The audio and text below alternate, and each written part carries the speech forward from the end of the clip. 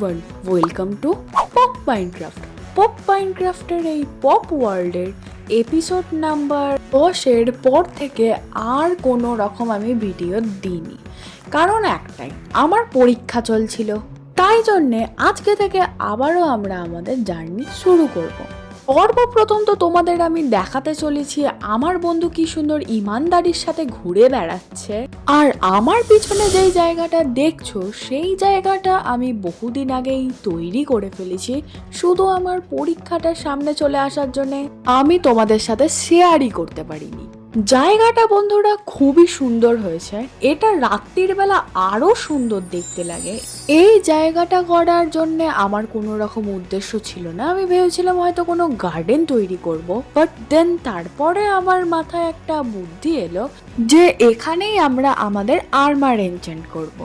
এছাড়া বন্ধুরা আমার ঘরটা ছিল বড্ডই ফিকা ফিকা, তো তাই জন্য আমি এখানে কার্পেটগুলোকে পেতে দিয়েছি, এখন আরও সুন্দর দেখতে লাগছে। যাই হোক, আমরা যদি আমাদের আর্মার এনচান্ট করতে চাই তার জন্য আমাদের লাগবে এনচান্টেড টেবিল, যেটা আমাদের তৈরি করা হয়ে গেছে, আর লাগবে অনেক কটা বুকশেলফ। বুকশেলফ তৈরি করার জন্য সর্বপ্রথম আমাদের লাগবে বই, তার জন্য আমাদের লাগবে সুগার থেকে তৈরি হবে পেপার, কিন্তু সুগার পাবো কোথা থেকে? সুগার ফার্ম থেকে, কিন্তু আমাদের কাছে সেই সুগার ফার্মই নেই। তো তাই জন্য আমি ভেবেছি আমার যে এই যে ফার্মটা আছে সামনে যে একটা আইল্যান্ড মতন জায়গা আছে ছোট্ট, সেখানেই আমি আমার সুগার ফার্মটা তৈরি করব। তো তার জন্য সর্বপ্রথম লাগবে আমাদের অনেক কটা সুগার। আর এই যে আমার বাগানে যে দেখতে পাচ্ছ সুগার গাছগুলো আমি লাগিয়েছিলাম, এখানেই উপরের এই দুটো থাক আমি কেটে নিচ্ছি। ভিলেজার্সরা যদি সুগার চাষ করতো তাহলে ওদের ওখান থেকেই ছেড়ে নিতাম, সেটা আলাদা ব্যাপার যে ওরা চাষ করে না। তো এক আইল্যান্ড থেকে অন্য আইল্যান্ডে যাওয়ার জন্য আমাদের একটা ব্রিজ তৈরি করতে হবে। তো তাই জন্যেই আমি এখানে কয়েকটা ডিপ স্লেট আর কয়েকটা উডেন প্ল্যাঙ্কস আমি নিয়ে যাচ্ছি, এইগুলোর মাধ্যমে আমি স্ল্যাব তৈরি করছি এবং এইখানে এইভাবে ব্রিজ তৈরি করছি। আমি ব্রিজটা একটুই চওড়া করব, মানে বেশি চওড়া করব না। এই ব্রিজটাকে আমি আরও সুন্দর দেখতে লাগার জন্যে উডেন স্ল্যাবই শুধু ইউজ করব না, আমি 3 ধরনের এখানে স্ল্যাব ইউজ করছি। তোমরা কি একটা মজার কথা জানো, গ্র্যাবেলের নাম গ্র্যাবেল কেন হয়েছে? কারণ না গ্র্যাবেলে গ্র্যাভিটি আছে বলে। তাহলে এই গ্র্যাবেলের ভাই অ্যান্ডিসাইটে কেন গ্র্যাভিটি নেই সেটা আমি জানি না। তো যাই হোক, ব্রিজ তৈরি করে নেওয়ার পরে আমি এখান থেকে অনেক কটাই ডার্ট নিয়ে যাচ্ছি, অথবা মাটি নিয়ে যাচ্ছি। এরপর একটু পেট পুজো করে আমি আমার কাজ শুরু করি।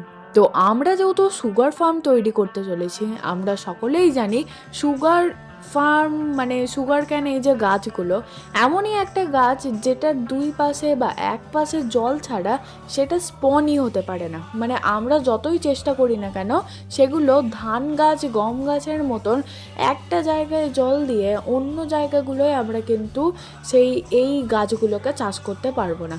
তাই জন্যে আমি দুটো সবল তৈরি করি, তারপরে আবারও আমি আমার কাজে লাগি। এই কাজটা হচ্ছে সব থেকে বড় ধৈর্যের কাজ। এখন আমি এই যে এই জিনিসটা করছি, হ্যাঁ তাড়াতাড়ি আমার এই কাজটা হয়ে যায়, আর এখন এটা ঠিক এরকম দেখতে লাগছে। বিশাল বড় জায়গায় আমি এটা তৈরি করেছি, ওই যে ছোট্ট আইল্যান্ডটা ছিল তার হাফ আমি করে ফেলেছি। আর আমি ভেবেছি এই ক্ষেতটা থেকেই আমার এই ফার্মে আসার আমি রাস্তা তৈরি করব, তাই জন্যে আমি এখানটা ভেঙে নিচ্ছি। এরপরে যেই কাজটা করব, আমি এই পুরো জায়গাটাই এই ফেন্স দিয়ে কভার করে দেব, যাতে কোনো রকম মবস না এখানে ঢুকতে পারে, আর যাতে না আমার ফসলগুলো নষ্ট করতে পারে। সব থেকে বড় কথা, আমি যদি রাত্রিরে এখানে চাষ করতে আসি আর দেখি সুগার ফার্মে 2-3টে জম্বিরা পার্টি করছে, ব্যাস আমার সেখানেই সব শেষ হয়ে যাবে। তাই আমি শুধুমুধু চাপ নিতে চাই না, চাপ নিয়ে লাভ নেই, আমি এখানে অনেক কটা এই ফেন্স তৈরি করে নেব। তারপর আমি আবারও এখানে আসি এবং সারি সারি আমি এই সকল ফেন্সগুলো লাগাতে শুরু করে দিই। এরপর এখানে সকল ফেন্স লাগানোর পর আমি এখানে এই জলগুলো এনে এনে আমি এখানে ঢালতে থাকি, এবং যে সমস্ত জায়গাগুলো জল ভর্তি হয়নি সেই সমস্ত জায়গাগুলো আমি ফিল আপ করতে থাকি। এরপর আমার কাছে থাকা সকল সুগার ক্যান গাছগুলোকে আমি সারিবদ্ধভাবে বসাতে থাকি, যতগুলো আর কি থাকা যায়। শেষ হয়ে গেলে আবারও বাগান থেকে আনা সুগার ক্যানের গাছ আমি সারিবদ্ধভাবে বসাতে থাকি। তারপরে এইগুলো শেষ হয়ে গেলে আমার কাছে আর কিছু করার থাকে না, তাই জন্য এইগুলো বড় হয়ে যাওয়ার পরে এই কয়েকটা কেটে নিয়ে আমি আবারও লাইন বাইজ লাইন এগুলোকেই বসাতে থাকি। শেষ হয়ে গেলে আবারও আমি কিছুক্ষণ অপেক্ষা করার পরে গাছগুলো যখন বড় হয়ে যায়, তারপরে আবারও আমি সেই সমস্ত অংশগুলো কেটে আমি বসানো শুরু করি।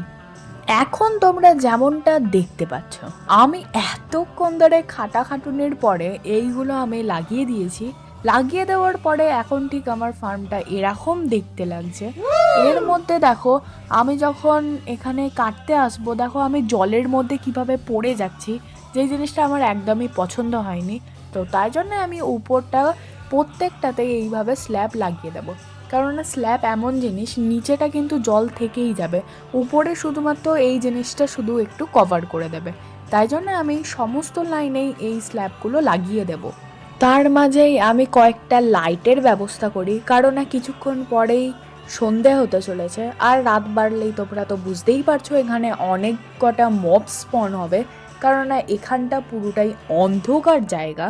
আমি চাই না যে এখানে মব স্পন হোক আর এই জঙ্গলের মাঝে ওরা সব জায়গায় ঘুরে বেড়াক, আর আমি না দেখতে পেয়ে ভিতরে ঢুকে যাবো আর আমাকে শেষ। তো তাই জন্য আমি এখানে সব জায়গায় এইভাবে একটু একটু জায়গা ছেড়ে আমি এই সকল টর্চগুলো লাগিয়ে দিচ্ছি। আর ভিতরে চারপাশটাও উজ্জ্বলতা বজায় রাখার জন্য আমি মাঝখানেও একটা লাইটের ব্যবস্থা করে দিচ্ছি। এরপর আমি আমার বন্ধুকে গুড মর্নিং করে ঘুম থেকে উঠে আমি আবারও কাজে লেগে যাই। যেমনটা তোমরা এখন দেখতে পাচ্ছ, আমি সব জায়গায় স্ল্যাব লাগিয়ে দিয়েছি। দেখো এবারে আমরা কত সুন্দরভাবে চলতে পারছি, মাঝখান দিয়ে চলতে তো আরো সুন্দর দেখতে লাগছে। চারপাশটা দেখো পুরোই সবুজে সবুজ, এর মাঝে আবার দেখো দুটো বড় বড় চেরি ব্লসম ট্রি করেছি আমি। দেখো দুটো বড় বড় চেরি ব্লসম ট্রি, এরকম ট্রি কিন্তু মাইনক্রাফটে এক্সিস্ট করে না, বাট আমি তৈরি করেছি কিভাবে সেটা তোমরা আমাদের ফার্মের ভিডিও দেখলেই জানতে পেরে যাবে। তাছাড়া আমি তোমাদের আরও একবার তৈরি করে দেখাবো, কারণ এখানটায়ও আমি ঠিক এইরকমই একটা বড় দেখে গাছ তৈরি করব। কোনো একটা জায়গায় এইভাবে স্যাপলিংস বসিয়ে দিতে হবে। এরপর তোমরা তাতে বনমিলও দিতে পারো বা গাছটাকে এমনিই বড় হতে দিতে পারো। এরপরে আমি এখানে বনমিল মেরেই বড় করে দিচ্ছি। এরপর তোমাদের এই গাছটার উপরে উঠতে হবে, যেমনভাবে আমি উপরে উঠে পড়ছি।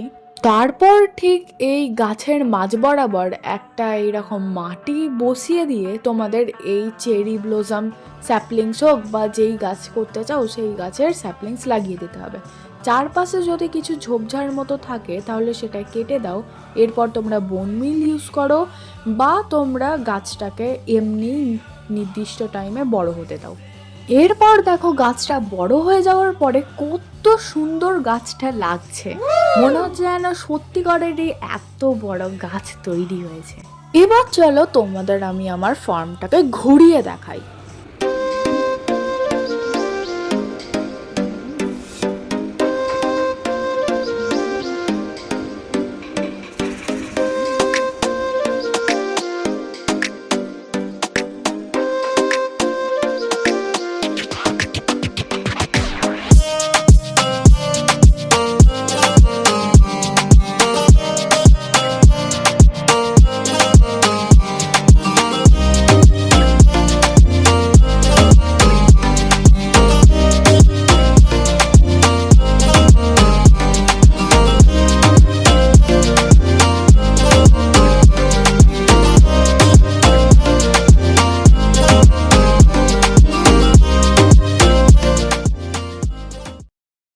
তো আশা করছি তোমাদের সকলেরই এই ভিডিওটা খুবই ভালো লেগেছে। যদি ভালো লেগে থাকে লাইক কমেন্ট শেয়ার করে দাও। আর সত্যি কথা বলতে আমারও আজকে খুবই পরিমাণে মজা এসেছে। আর তোমাদেরকে আমি একটা কথা দিচ্ছি যে এবারে ভিডিও খুব তাড়াতাড়ি আসবে। বন্ধুরা তোমরা তো বুঝতেই পারছো কেন ভিডিও আসেনি, তোমরা আমার কষ্ট বুঝবে না তো আর কে বুঝবে বলো, এই মা আসছে।